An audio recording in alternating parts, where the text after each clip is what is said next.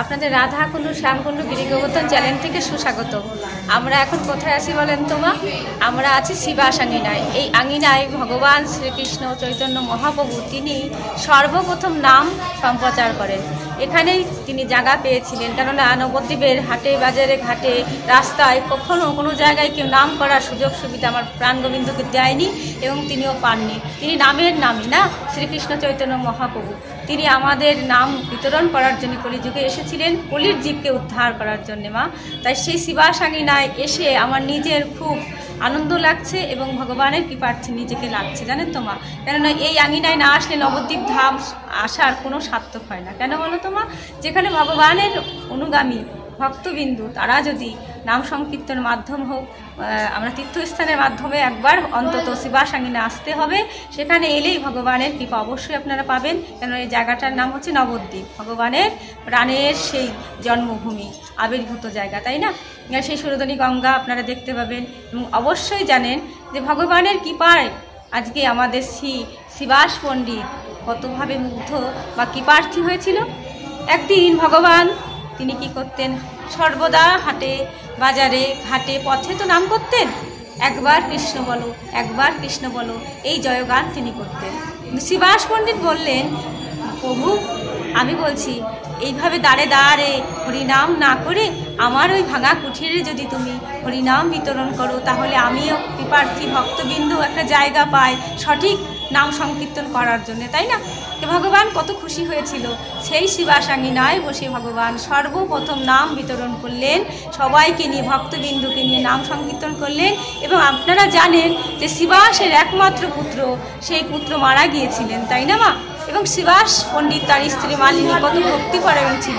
এই ভক্তিপরায়ণ মা শিবাস পণ্ডিতের স্ত্রী মালিনী তিনিও দেখতে পেয়েছিলেন ভগবানের সেই অপূর্ব দর্শন লীলা কীর্তন, তাই না? তাই ভগবান পেরেছিলেন শিবাস পণ্ডিতের মৃত সন্তানকে জীবিত করে দিতে। কেন? তাদের বাড়ি 3 জন মানুষ ছিল, ভগবানের একনিষ্ঠ ভক্ত গোমা, এক মান দিয়ে এক প্রাণ দিয়ে ভগবানের কথা আস্বাদন করত। আর কত কপাল ভালো, তাদের কৃপা ছিল যে প্রাণ গোবিন্দ শ্রী চৈতন্য প্রভু নিজে কীর্তন করেছেন এবং আমাদের মতো অধম অজ্ঞদের উদ্ধার করেছে। কিন্তু সেই শিবাস পণ্ডিত স্বয়ং ছিলেন কে? আমাদের মহর্ষি নারদ। তাহলে নারদ মুনি নারদ মুনি অবশেষে আমার গোবিন্দর কৃপা পেলেন আর সেই মৃত সন্তানকেও জীবন উদ্ধার করতে পেরেছিলেন প্রাণ গোবিন্দের দ্বারা, তাই না? তাই ভগবানকে ভালোবাসতে হয় মাগো মন দিয়ে এবং হৃদয় চিত্ত শুদ্ধ করে। তাই মা এখানে অনেক তীর্থস্থানের তীর্থযাত্রী এসেছে, অনেক সমাগম, তাই ভগবানের লীলা কথা তো অপার। তা এখানে আমার এই লীলা কথা শিবাস আঙিনা এসে মনে আনন্দ ধরেছিল, আপনাদের সাথে একটু শেয়ার করলাম। আপনারা এখানে অবশ্যই আসবেন এবং নাম সংকীর্তনের মূল মঞ্চ হচ্ছে শিবাস আঙিনা। হ্যাঁ, আপনারা এখন দেখেন যে আমাদের শিবাস পণ্ডিতের আঙিনার সমস্ত কিছু দর্শন করেন। কে কে এখানে বিরাজ করছে আপনারা একটু এই চ্যানেলের মাধ্যমে দেখতে থাকবেন।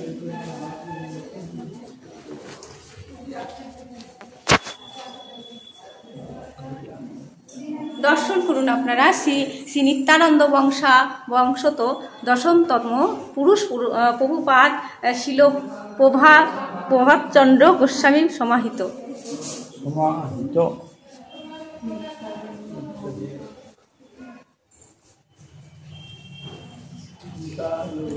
এখানে আছেন শিল নবদ্বীপ চন্দ্র বিদ্যা রত্ন গোস্বামী সমাহিত। আপনারা দর্শন করুন।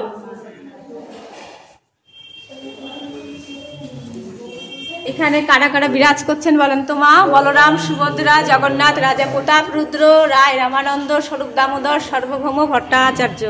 হরে কৃষ্ণ। আপনারা দর্শন করুন।